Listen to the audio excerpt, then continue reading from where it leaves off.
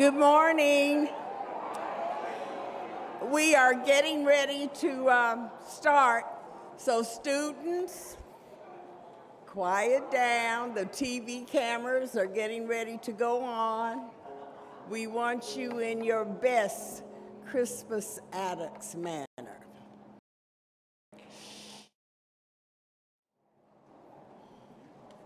Thank you.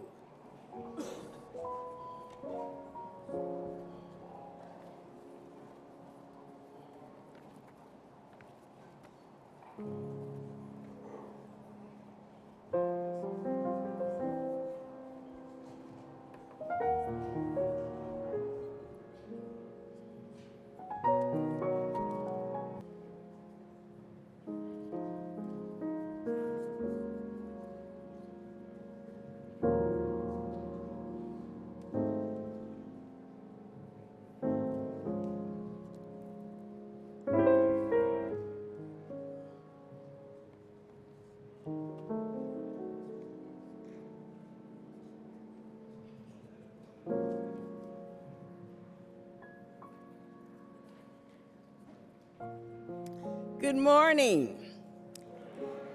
Welcome to the 39th annual tribute to the life and legacy of the prophet, the Prince of Peace, the drum major for justice, the Reverend Dr. Martin Luther King Jr. Thank you so much, Damon, our accompanist, all those who are participating in this program. The Indianapolis Public Schools is proud to sponsor this annual tribute that pays homage to the gentle warrior who said these prophetic words: "Our lives begin to end the day we become silent about things that matter." Our theme for the 2020 program is the urgency of now. And oh, Martin, how we do need you now. And we begin this celebration by giving honor and praise to our omnipresent Creator, the spirits of our ancestors, and the presence of our elders upon whose backs we stand. I am Patricia Payne, Director of the IPS Racial Equity Initiative, and it is time for our program to begin, and we do so by recognizing our beloved elders and community sages, who are the guardians of our traditions, our history, and our culture. You are the protectors of the legacy left to us by our ancestors. You mirror the righteous and distinguished life of the Reverend Dr. Martin Luther King Jr. in everything you say and do. We thank you and praise you for your excellence and steadfastness. And now please welcome to the podium our MC for this prestigious occasion, Carrie Klein Black, who worked in television news as a reporter and anchor for 23 years, but now she is where she belongs, the communications manager and spokesperson for the Indianapolis Public Schools. Carrie, welcome to the podium.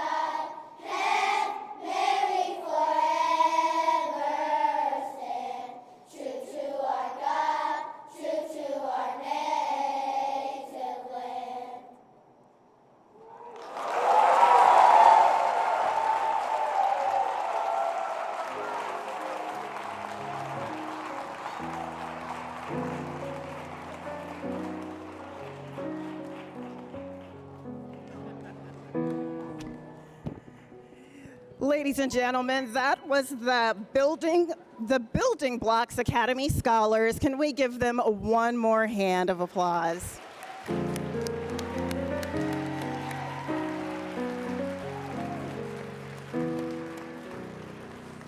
I think we can all agree that they are cute and absolutely adorable and so wonderfully talented, and we're so blessed to be able to have them grace us with that talent today. Well, I thank Pat Payne for the wonderful introduction. I am overjoyed to be the MC for the 39th annual Martin Luther King Jr. Tribute and Celebration. I have had the honor of being able to attend this celebration for several years now, and every year I leave inspired and excited and re-energized, and so I'm so thrilled to be able to be a part of the program this year. You know, as Pat mentioned, I've been involved with IPS for a number of years, first as the reporter for WTHR, and now as sharing the stories of IPS, and then now as a member of the communications team for IPS, being able to spread those stories far and wide. And one thing that I know is true about Indianapolis Public Schools is that this district is full of amazing, wonderful talent at every single school, at every single grade level, in all colors, and not just amongst the students, but amongst the educators, the teachers, our administrators, who are truly some of the best in the nation.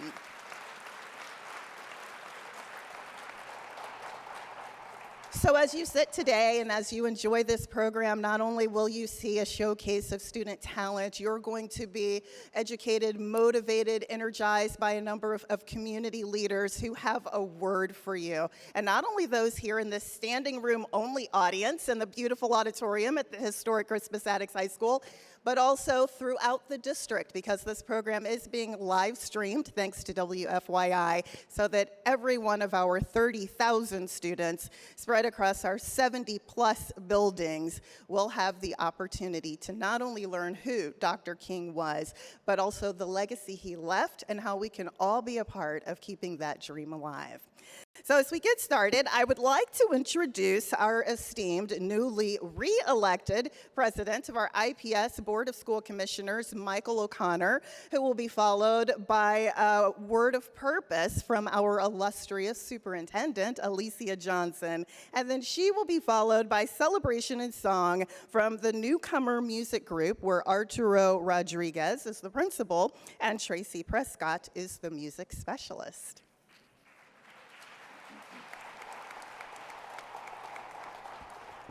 Good morning. I hope you all can see me from behind this very large podium. Thank you, Carrie, for the opportunity to be with you on such an important occasion. I'd like to introduce my fellow commissioners who are here with us today. I know I have seen Commissioner Evan Hawkins, Commissioner Susan Collins, and Commissioner Elizabeth Gore. And if there are any other commissioners, would you please raise your hand so I can identify you? Let's give our commissioners a big round of applause.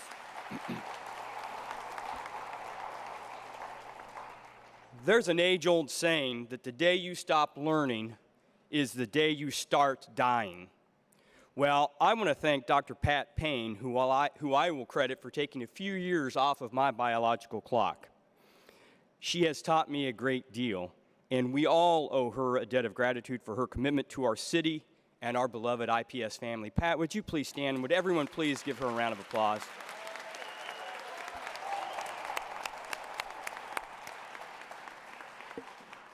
As I said, it is truly an honor to be here with all of you as we honor this day and this incredibly important leader to our community and our country. As we honor Dr. Martin Luther King Jr., we remember that the issues we face in our community and our country are complex and difficult, but no more difficult or complex than what he faced during his time. And we must do the work that needs to be done, just as he did. And that takes patience, persistence, and commitment. Fortunately, we have guidance from him as we progress on our own journey. Dr. King reminded us, and I'm speaking particularly to our students with us today, that Dr. King reminded us that the arc of the moral universe is long, but it bends toward justice. To bend that arc toward justice, towards racial equity, that is our own task as well. And students, it is your task. We, the leadership at IPS, the board, and this administration will stand by you every step of the way, as your superintendent has already done in her short term as our superintendent. You must prepare well. The work is ahead of you, and we are counting on you to bend that arc toward justice, as we honor Dr. King for doing just that. Thank you so much for allowing me to be with you today.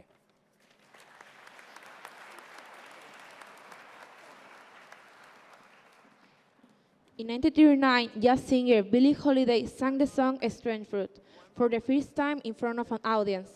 The song was written to protest lynchings that have been happening to black people in the United States for many years.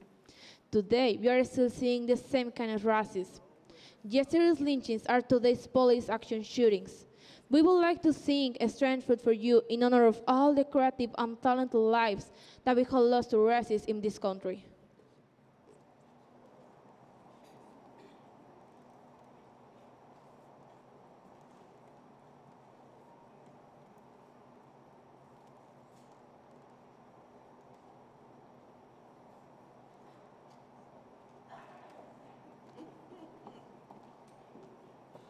All right, you all, we got a little program movement going on, but that's okay. Very happy to have our students here. They will be with you just shortly. But meanwhile, I come to bring you greetings. Good morning. So I am pleased to be with you this morning as the superintendent of Indianapolis Public Schools as we celebrate the memory and legacy of Dr. King.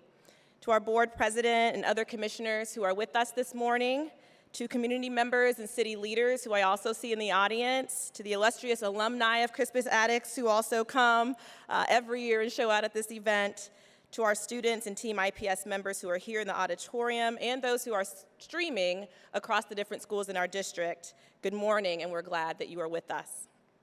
Of course, there is no way, as President O'Connor just mentioned, that I would come to this podium without publicly declaring my appreciation and gratitude to Dr. Pat Payne for the way that she has carried the work of racial equity and justice as a part of Indianapolis schools for over 5 decades. Dr. Payne, my respect and admiration for you run very deep, and I'm so grateful to be in service alongside you in this work. Thank you.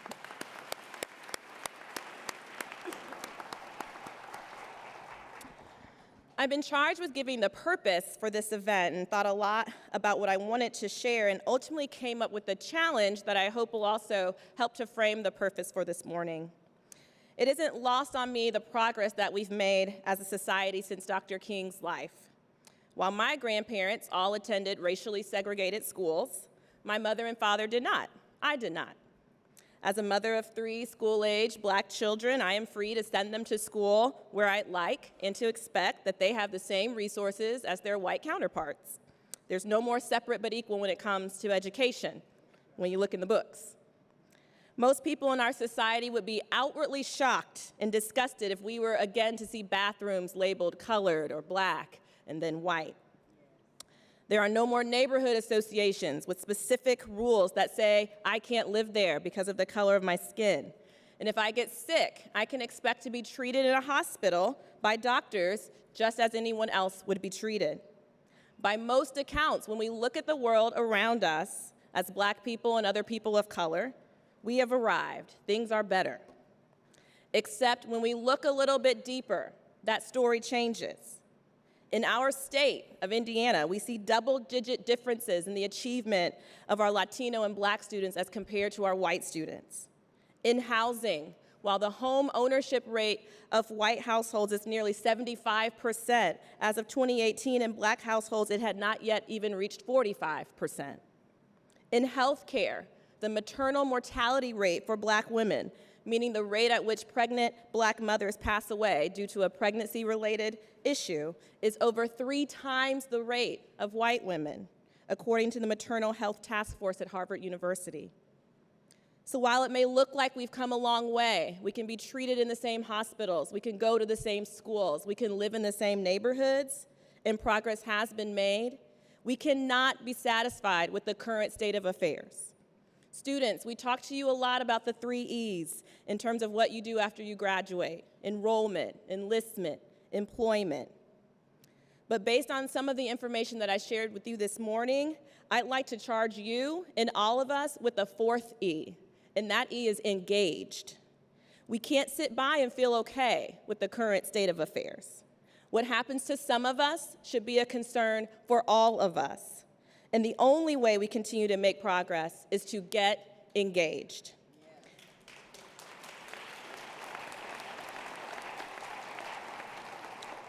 Get engaged in your community. That can look like showing up at meetings on issues you care about, volunteering at Flanner House alongside Dr. Cosby, who's here, emailing your legislators or your city councilors who represent you, advocating to your superintendent and school board members. We may not agree, but your voices should always be heard. The only way we continue to make progress is to not get comfortable or stay comfortable and to engage. Young people, it is you who will carry us forward. It is your voices and your decisions that will carry our city and country forward. So today, as you listen and reflect on the legacy of Dr. King, I charge you with honoring that legacy by adding that 4th E with you every day. As you think about your enrollment, your enlistment, or your employment in the future, think about your engagement and start it today. Thank you.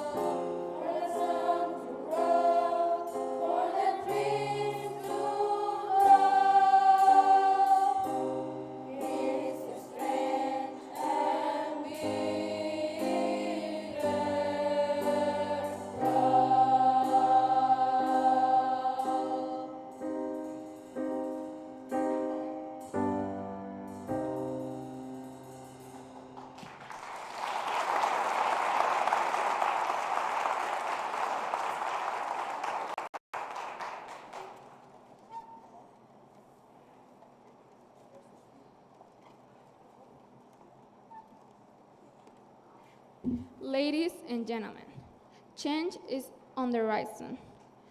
Our generation is ready to stop racism, and we hope you will join us. With your help, we can end racism in the United States.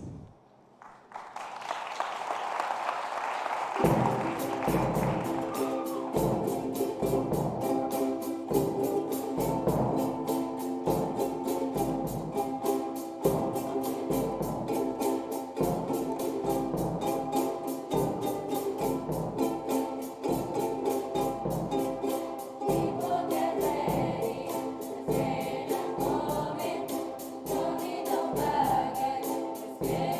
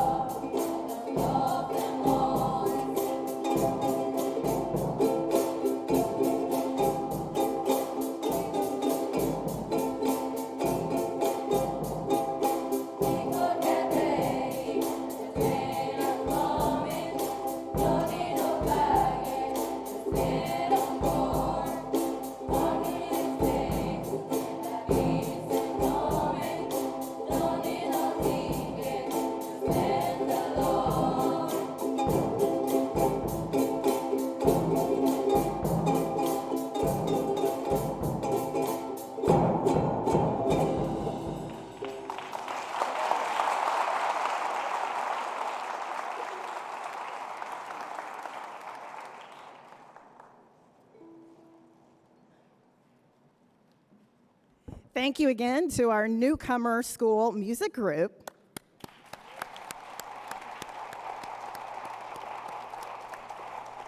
A quick word about the newcomer school. It is one of our most unique programs in the district where all of the students are brand new to the United States and to the education system in the United States.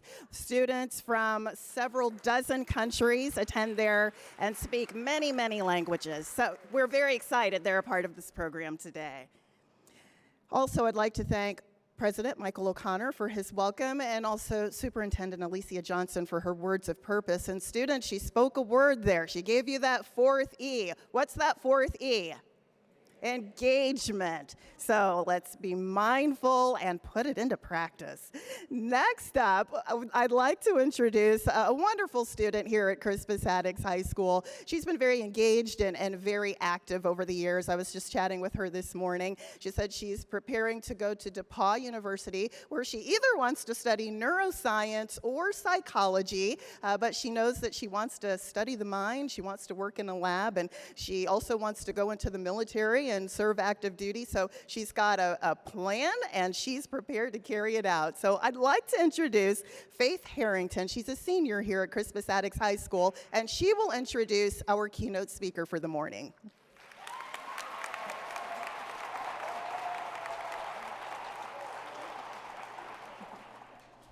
Good morning. Mr. Brandon Cosby is the Executive Director of Flanner House of Indianapolis, Incorporated, a community service for the Black community focused on moving people from crisis and instability to a place of self-reliance and independence. Prior to working at Flanner House, Cosby was the founding principal at Shortridge for Law and Public Policy. Also, he was a senior fellow for high school transformation at the Center of Excellence and Leadership of Learning at the University of Indianapolis. Cosby helped develop and train more than 40 school administrators and instructional coaches. Cosby holds a BS from U of I and an MAT in Education Leadership from Oakland City University. Cosby is an anti-racist activist and works in communities around the country advocating for children of color. Mr. Cosby is happily married to his wife, Gail Cosby, former IPS board commissioner, and they have 5 children. I present to you your keynote speaker for this distinguished occasion, Mr. Brandon Cosby.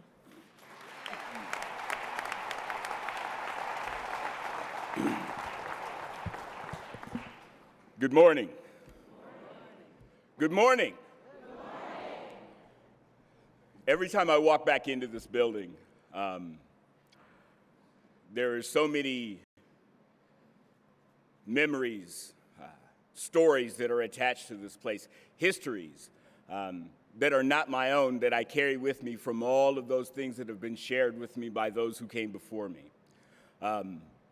Pat Payne has been an instrument. Is that I want you to understand the urgency with which these young people, whether they wanted it or not, were going to be educated.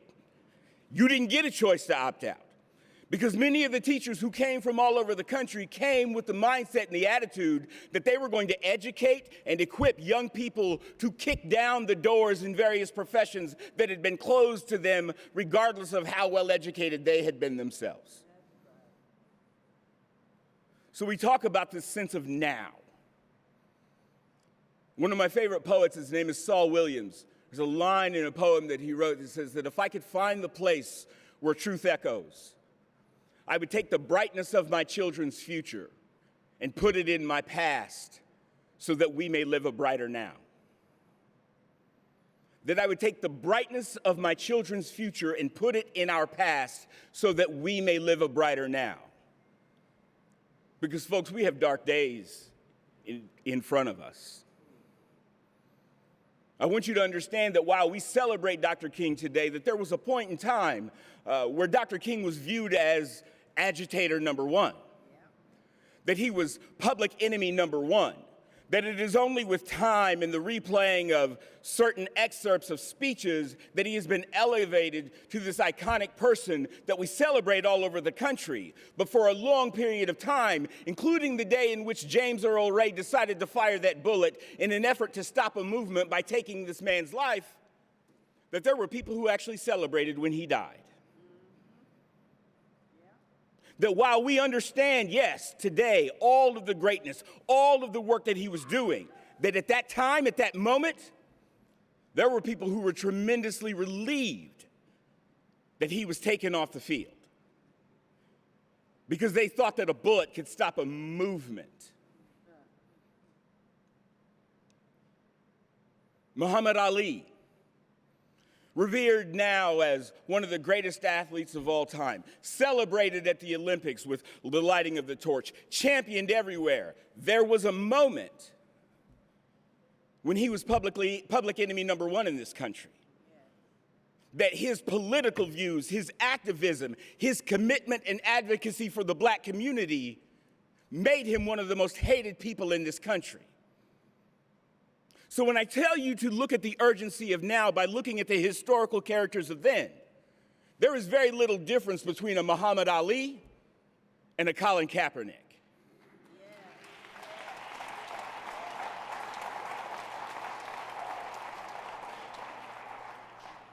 The difference between now and then is that our technology is much better. We have better ways of recording and capturing those people that have all of the negative and the hateful things to say about Cap today. So in 40 or 50 years from now, when we want to hold him up and celebrate him, we're going to have receipts for who had what to say about his demise and his downfall.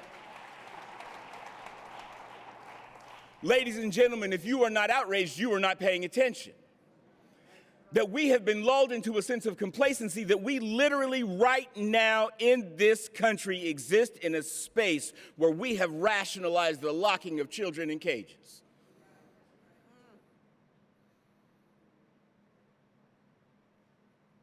That we are literally having political conversations about how to make crossing of our border to get into this country more dangerous for people as a way of even causing significant harm as an effort to keep them out. And yet, more frightening for me than that is the lack of outrage from our respective communities that these things are happening. You see, it was Dr. King who said, injustice anywhere is a threat to justice everywhere. So just because those folks don't live on your block, they don't necessarily speak the same language, right? That their skin is not necessarily as brown as yours, does not mean that that is not a threat on your civil rights and your civil liberties and everything that this country is supposed to stand for.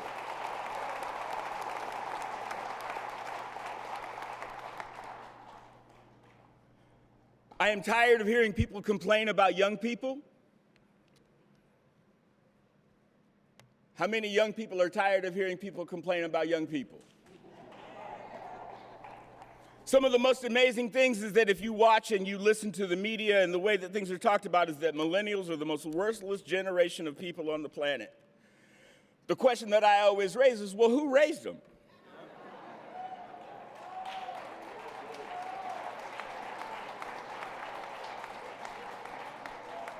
Oh, well, these kids are so obsessed with technology. Oh, they always got their phones in their hand and they're tweeting or TikToking or Facebooking or Instagramming. Who bought it for them?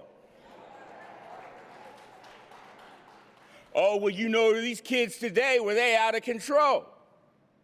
Well, you show me any generation of young people out of control, and I'll show you a generation of adults who failed to be in control.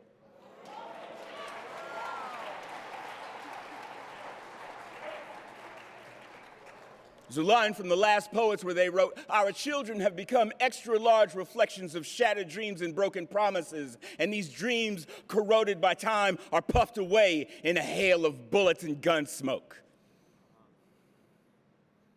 Our children are dying in the streets.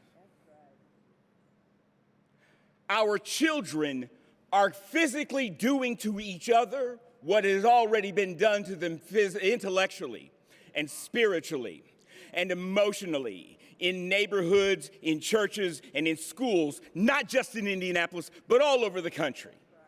So do not talk to me about the behavior of the children unless you are willing to talk to me about the failure of the behavior of the adults.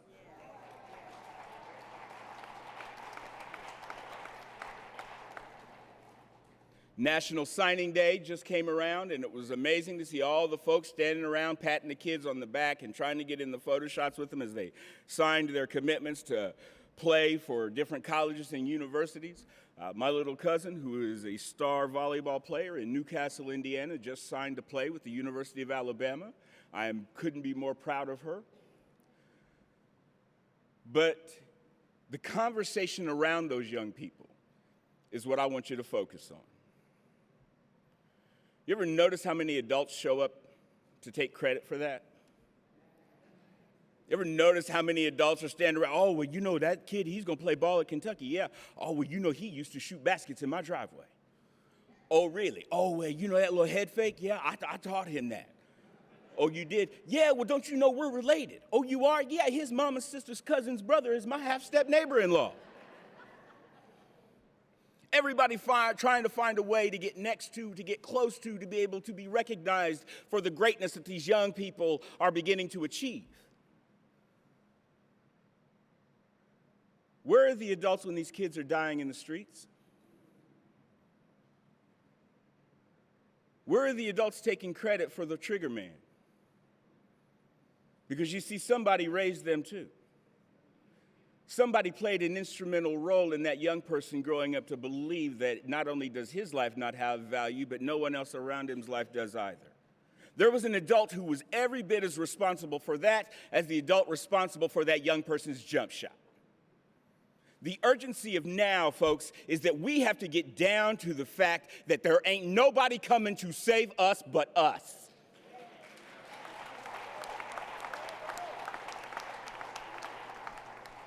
And that work is not going to be doable or achievable while we are constantly pointing the fingers at and talking crazy to and blaming these young people for things that were put in them long before they even knew how to control their own behavior. You see, I was a principal. I was a classroom teacher, loved every minute of it. As a classroom teacher, it was the hardest job I ever had. Hardest job I ever had was day-to-day being a teacher. Being a principal, pretty challenging job. Running a community center, very challenging job. But the day-to-day work of being a classroom teacher is the hardest job I ever had. But in that space of working with those young people, day in and day out, listening to the way other people spoke to those young people about whether or not they believed in them or didn't believe in them. Folks, I'm tired of hearing conversations in educational institutions across the country about, well, we really can't do anything because this really starts at home. Okay, well, if it doesn't start at home, does that mean you're just ready to write off that whole generation of kids? I actually had a school leader tell me one time, well, Brandon, you know, you run this place like you're trying to save every kid in here. I am.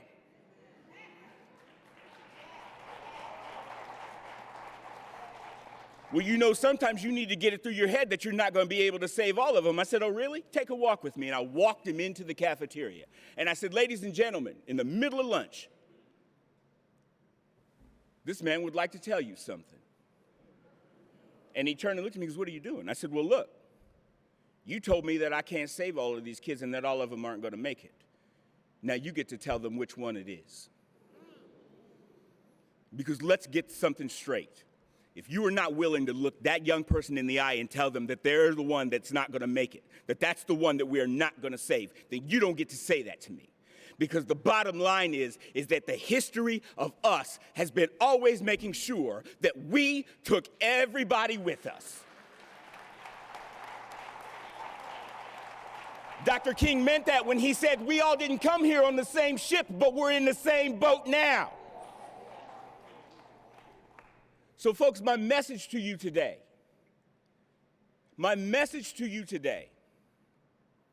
is rather than looking at the faults and the flaws and the mishaps and the missteps of these young men and women around you, is to take an inward look and ask where we missed the mark in order to be able to put them in the best and the most optimal positions to be the kind of performing young, responsible young men and women we want them to be. To own our work and how we fix that going forward. You see, because there's nothing wrong with looking at a young person and saying, you know what, we screwed this up, I'm sorry. And I don't have a time machine and I can't go backwards, but I can promise you this is how we're going to go forward. We need to understand that that is the only way the situation and the conditions in our community, when Dr. King talked about that dream, it wasn't this abstract notion of the way a society was going to be. The concrete definition of his dream is what you do today and what you do tomorrow. You are the dream. You are the dream. I have a t-shirt that says that I am my ancestors' wildest dream come true. You see, when I was a principal, I told my teachers, no, we're not celebrating Black History Month. Be like, what? No, we're not. Why? Because I'm Black every day. We Black every day, we celebrating us every day. My kids need to see themselves in their curricular experiences every single day, not just during 28 days out of a month. No, you better not show up in my school with some sombreros and maracas on Cinco de Mayo. Those kids better see the contributions of their ancestors and their history in their curriculum every single day, not one day.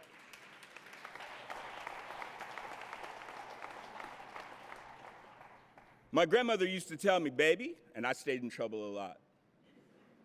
Baby, honey, I need you to understand that I cannot hold you accountable for what you don't know. But I will hold you accountable for what you refuse to learn. I will hold you accountable for what you refuse to learn. We have moved into an era in our community and in our nation where I don't know or I didn't know is no longer an excuse. My grandmother and my mother taught me, if you know better, do better. If you know better, do better.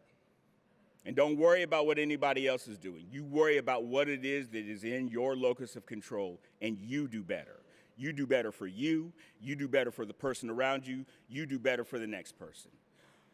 Adults, please hear me. Stop standing in front of these children talking about, well, I got mine, now you're gonna have to get yours. I'm a self-made man. That is an absolute lie.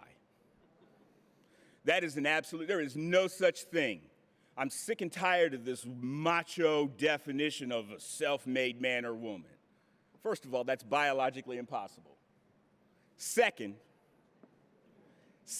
and more importantly, stop denying those people who helped build you into the greatness that you have become and that you have achieved.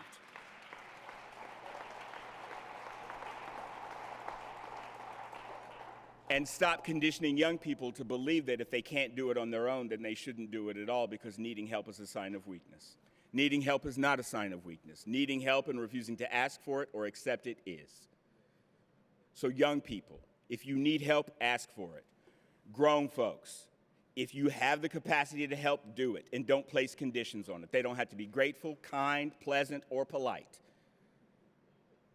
That is the way in which we are going to get over and make our community and our society and our place better. Not by finger pointing, not by tearing each other down, not talking about what we don't have, what we don't know, and what we can do. This is about who we are. We are the survivors and the descendants of the Africans that the slave owners couldn't kill. There is greatness in you.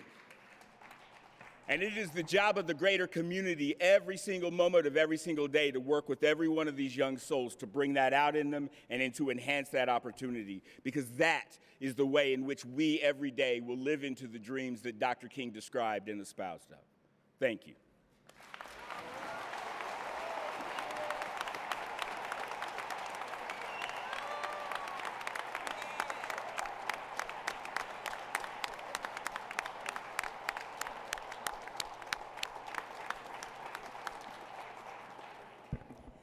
I never tire of listening to Mr. Brandon Cosby speak. He always challenges us, he always energizes us, and he brought it again today in reminding us that we cannot afford to sit still and do nothing. The urgency is now.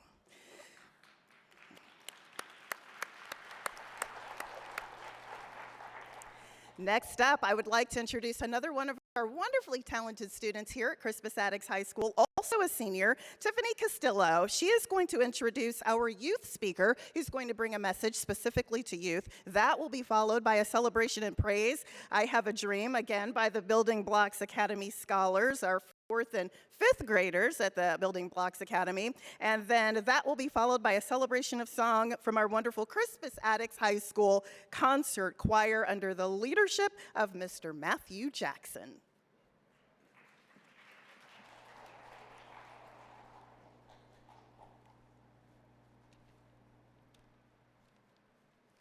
Good morning. Reverend Carlos Wesley Perkins, a native of Jamaica, West Indies, is the anointed visionary leader whom God has sent to lead Bethel Cathedral African Methodist Episcopal Church, Indianapolis, to the next level of success and achievement. Through his bold, principled leadership, Bethel Cathedral has made great strides in spirituality, education, administration, technology, and ministry expansion. Reverend Perkins readily admits that he is a humble servant whom God has blessed tremendously. God blessed him with an amazing combination of diverse life experiences, which prepare him for his divine appointment at Bethel Cathedral, Indianapolis.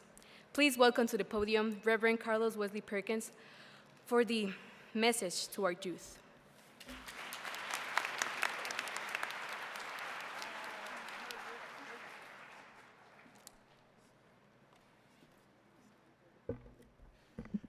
Good morning.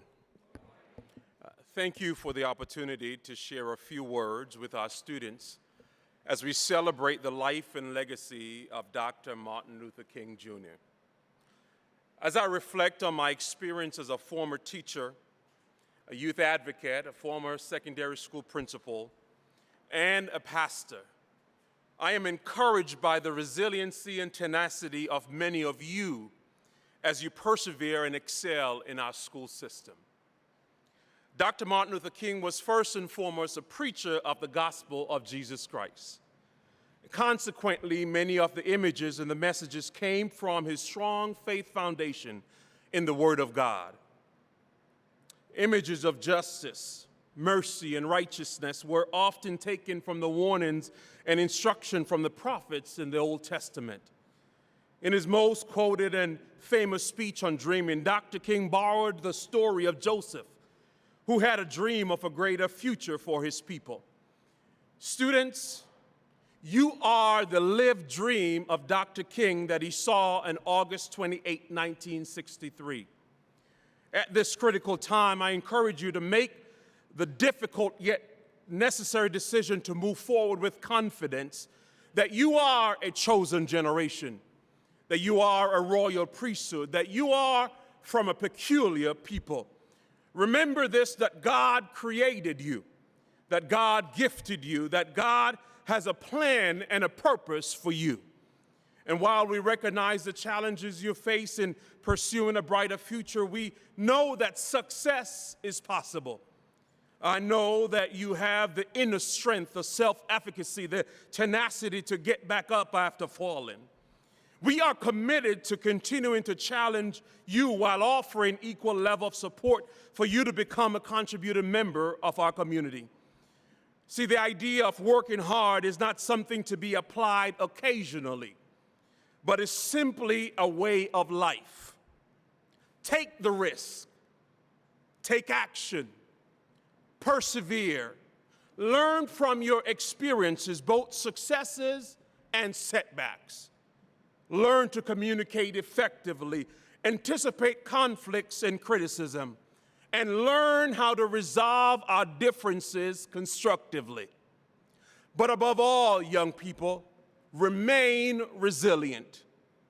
See, Dr. King was a man of integrity and often took initiative. When there were obstacles, he organized with an objective. When there were problems, he peacefully protested with a purpose. And when the madness of the world broke out, he marched with a meaning. And as we enter into this new decade, we have the opportunity for a new beginning, a new focus, and a new vision. There is an undeniable urgency of now. We believe in you. I believe in you. I am motivated by your dedication. I'm strengthened by your spirit. I'm challenged by your complexities and find passion in your worth. You are the best of us. Your success is our success. We are traveling this journey together. Do not lose hope in a brighter future. Do not give up on your dreams. Do not get defeated by the challenge and trials of this world. We believe in your success. Today, you are sitting as a student in one of our many classrooms around the city of Indianapolis. It is urgent now to make a difference. Make up your mind that you will do the right thing for the cause of Christ. The Apostle Paul writes to Timothy, his son in ministry, in 1 Timothy chapter 4, verse 12, and he says, "Do not let anyone put you down because you are young. Teach believers with your life, by word, by demeanor, by love, by faith, by integrity." So I end with this. Young people, your time is now. Act with purpose, act with urgency and passion. Choose to be extraordinary. Speak out about the violence affecting our communities. Become active in your student government association. Help create an environment of inclusion in your classrooms. And be a listening ear to a friend who is struggling to find a place of belonging. Without a doubt, you will encounter disappointments, but never lose infinite hope. Your leadership, your creativity, your diversity is needed now to address the difficulties we face in these uncertain times. You were created, designed, and destined for now. We need you to be greater than we have ever been. We need you to be stronger than you seem, to be braver than you believe, and smarter than you think. You are the generation that will lead us across the finish line of justice and equality. Our future is in you, and you will finish well. And so I conclude with this statement, a scripture from the Bible. Therefore, be strong and courageous. Do not be afraid, and do not be dismayed, for the Lord your God is with you wherever you go. Young people, students, young adults, your time is now. Thank you, and God bless you.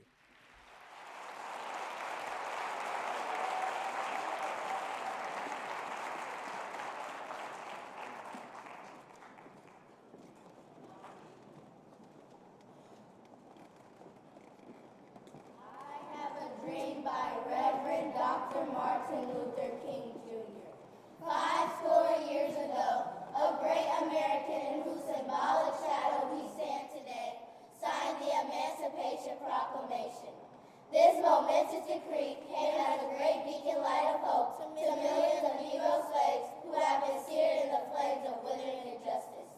It came as a joyous daybreak to end the long night of their captivity.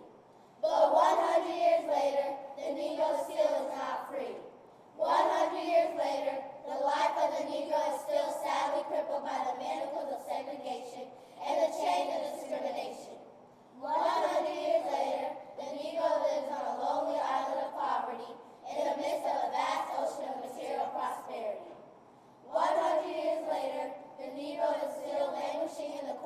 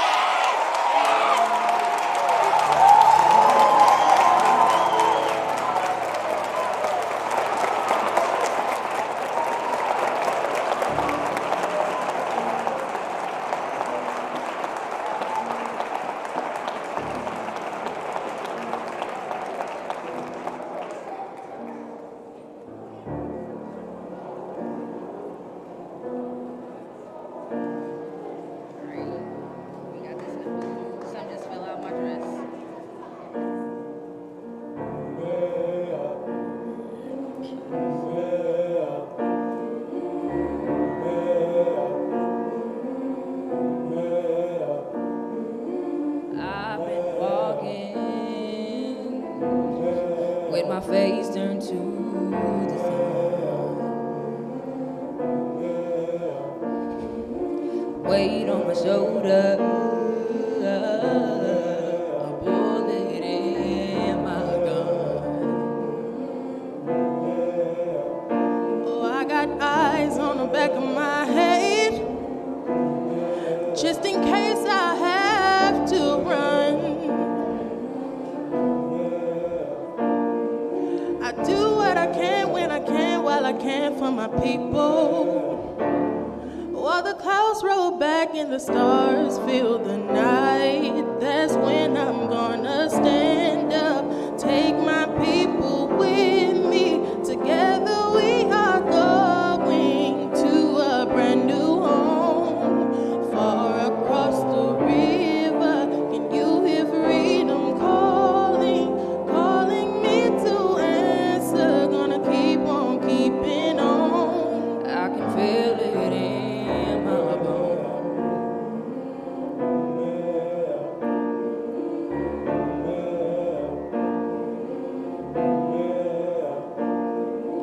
Early in the morning, before the sun begins to shine, we're gonna start moving towards that separating line. I'm wading through muddy water. You know I got a made up mind, and I don't mind if I lose any blood on the way to salvation. And I fight with the strength that I've got until I die. So I'm gonna stand up, take my people with me. Together we are going to a brand new home, far across the river. Can you hear freedom calling, calling me to answer? Gonna keep on keeping on.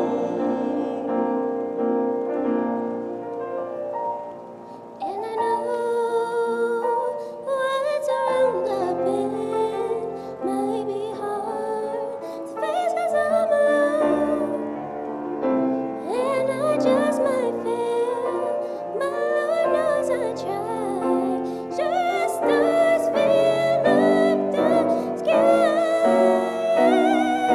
Stand up, take my people with me. Together we are going to a brand new home, far across the river. Can you hear freedom calling, calling me to answer? Gonna keep on keeping on. I'm gonna stand up, take my people with me. Together we are going to a brand new home, far across the river. Can you hear freedom calling, calling me to answer? Gonna keep on keeping on. I'm gonna stand up, take my people with me. Together we are going to a brand new home, far across the river. I hear freedom calling, calling me to answer. Gonna keep on keeping on. I can feel it in my bones.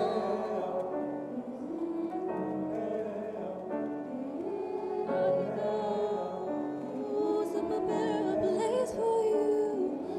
I go to prepare a place for you. I go to prepare a place for you. I go to prepare a place for you.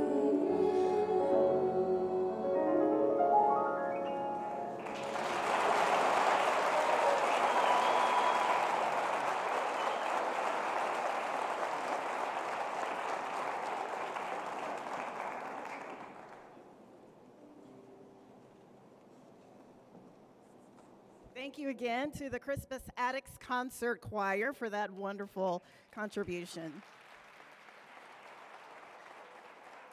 Also, many thanks to the Building Blocks Academy scholars, the 4th and 5th graders, for that tremendous recitation of I Have a Dream. And thank you to Reverend Carlos Perkins for that word of encouragement to our young people. Young people, we need you, and we need you now.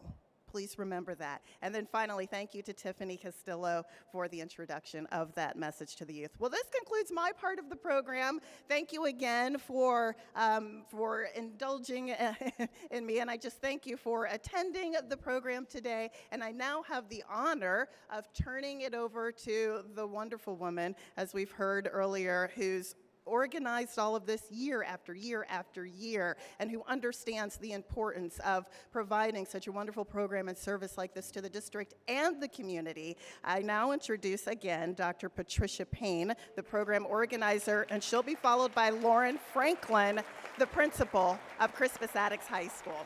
Thank you. Thank you so much. Carrie, you did such a good job. I think we're going to have you as MC every year. Let me also recognize Anne-Marie Byers. Step out here on stage, please. People never see Anne-Marie. Anne-Marie does all the coordinating, so I definitely want to praise her and thank her so very much for all you do. Thank you. Thank you all for being with us. Lauren, come on up. Lauren is the principal of Crispus Attucks, and I want her to just share some words of wisdom as we close our program. Thank you, Dr. Payne. So every year I give one quote from Dr. King for our students, and this is not just for our Crispus Attucks students, but our students throughout our district. So Dr. King once said, if you can't fly, then run. Yes. If you can't run, then walk. If you can't walk, then crawl. But whatever you do, you have to keep moving forward. It's okay to not know how to do something, but it's your willingness to attempt to do it is what is important. Don't get discouraged and give up on yourself. If you're sitting in class and can't understand a concept or a skill, ask questions, make an attempt, ask more questions, but don't give up. Keep moving forward. Young people, remember, it's not the obstacles that we face in life, it's whether or not we're willing to try, give it our best effort, and see it through. Each one of you is capable of great things and of excellence, but like Dr. King said, you must keep moving forward. Thank you. All right, very good. We have so many important people in this audience. Thank you, community, for coming out and supporting us. But I do want to recognize the new police chief in Indianapolis, Chief Randall Taylor. Please stand up. Yes, thank you so much for joining us. Crispus Attucks alumni, I see you out there. Absolutely. Let us bring the program to a close. We've been going all over the time limit, but that's okay. With singing, We Shall Overcome. Your words are in your booklet. We'll be led by the Crispus Attucks Concert Choir. Let's stand for the singing of We Shall Overcome.